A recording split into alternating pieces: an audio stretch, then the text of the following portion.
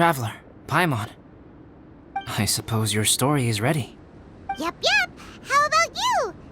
Do you need some more time? No need. I am also ready to tell my story. Paimon calls dibs. Paimon first! Please, go ahead. Okay, here goes. Once upon a time, there was an evil researcher who went into the mountains and did a crazy experiment on whopper flowers to transform their appearance. After a lot of pain and suffering, the whopper flowers finally took on a human form. Then they stood by the side of the mountain to wait for unsuspecting bypassers. To whoever spoke to them, they would ask some questions such as, "Who am I? Who are you?" If the bypasser got the wrong answer, the last sound they'd make would be a yelp before the whopper flower ate them alive in one bite.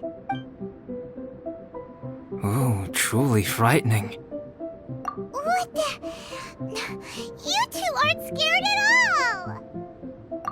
Don't go nitpicking, okay? If you didn't like the story, go write your own!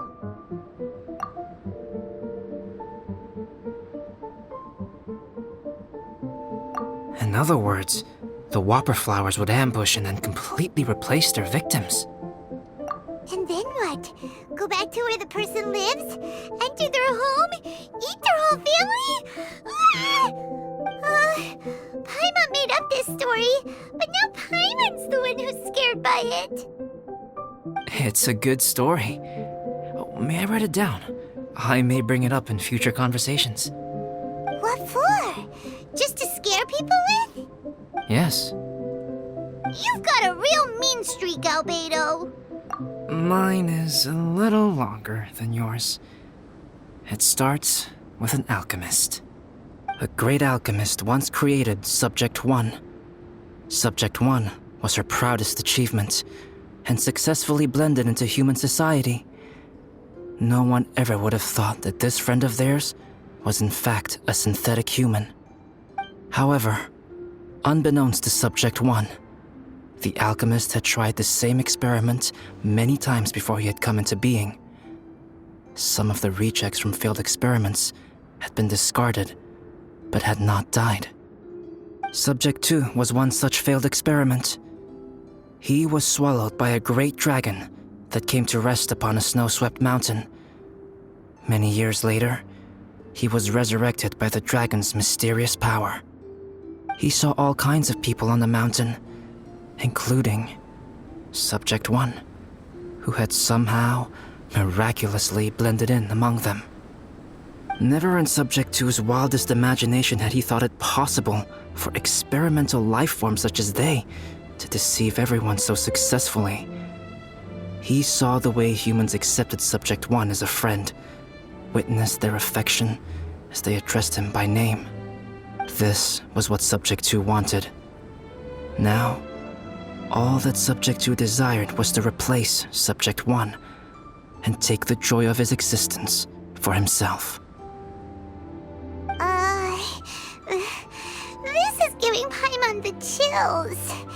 So scary. Subject 2 began to unfold his plan. He stole Subject 1's books and notes and studied all that Subject 1 had learned from the alchemist. Subject 2 was highly intelligent, and he learned quickly. He changed his face into an exact replica of Subject 1's face. Then, he found a plant with mimicry capabilities and transformed it using dragon blood and alchemy. And so, not only did Subject 2 transform his own appearance to perfectly match that of Subject 1, he also created a third entity, Subject 3. What? There's 3 of them now? But Subject 2 wanted to become a perfected human. So, he erased a mark on both his and Subject 3's necks, for these marks were symbols of imperfection. In my view, it was probably a subconscious act, an instinct. He so desperately craved to become a perfect human being that he forgot something. Human beings are defined by their flaws. Subject 2's plan was meticulously crafted. Subject 3 would draw Subject 1's attention.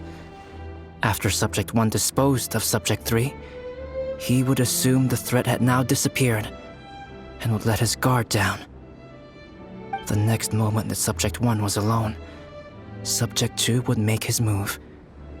He would eliminate Subject 1 and become the only one remaining. He would secretly replace the Subject 1 of everyone's memories and inherit his identity, residence, clothing, sword, name, and friends. People would have no idea that the individual they knew had become somebody else from one day to the next. This is way too scary. Paimon's never gonna be able to trust anyone again. But just before Subject 2 could carry out his plan, a unique stranger entered the mix. Subject 2 tried to make contact with this person, but found that they could somehow sense he was different from Subject 1. What's wrong? Are you scared? What happened then? What happened to the stranger? He became a new stage in Subject 2's plan. One more person that Subject 2 had to dispose of. It's as if there were 3 identical roses in a garden. Only one of the 3 was a fine specimen, while the other 2 were defective specimens that bore poisonous thorns. In all the world, only the gardener who tended to them could tell which was the good specimen. People do not like poisonous plants. Only a perfect rose can fetch a high price. If the inferior specimens wanted to conceal the fact of their worthlessness, they would have to take the gardener out of the picture, using their poisonous thorns. This is exactly what Subject 2 was thinking. So, he hid in the shadows and waited patiently. Maybe soon, he would get his chance to become truly human.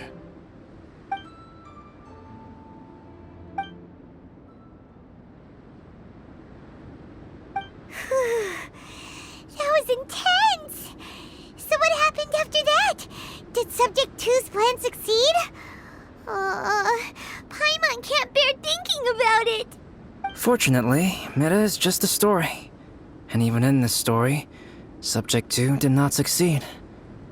But you can never let your guard down on Dragonspine.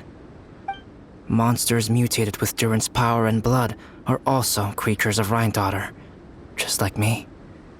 You must beware of all such creatures. I'm glad to hear that. It's okay. I know what I am. You and I are both different, so there is no need for me to hide the truth from you.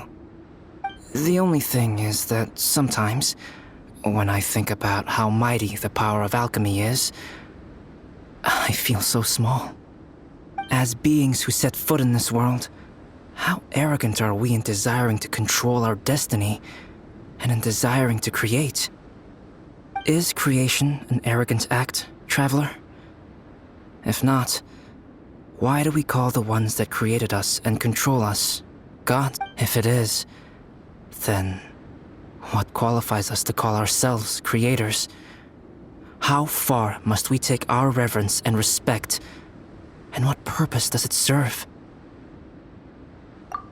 Nothing special, but whenever I think about it, I feel a twinge of grief. Poor Albedo. Hello? Traveler, are you here? Hey, is that Amber? Thought we might find you here. We're here to deliver a message from Cyrus. There's gonna be a big event down at the base camp, and they want you there too, Traveler. Winter camp is nearing its end. Apparently, even provisional instructors are required to attend. Looks like we need to go, Albedo. Bye for now. Then I won't keep you. I have some things to attend to here, so forgive me for not seeing you down. Don't worry about it. There have been no issues getting up and down the mountain recently. Is everyone ready? Let's not keep them waiting.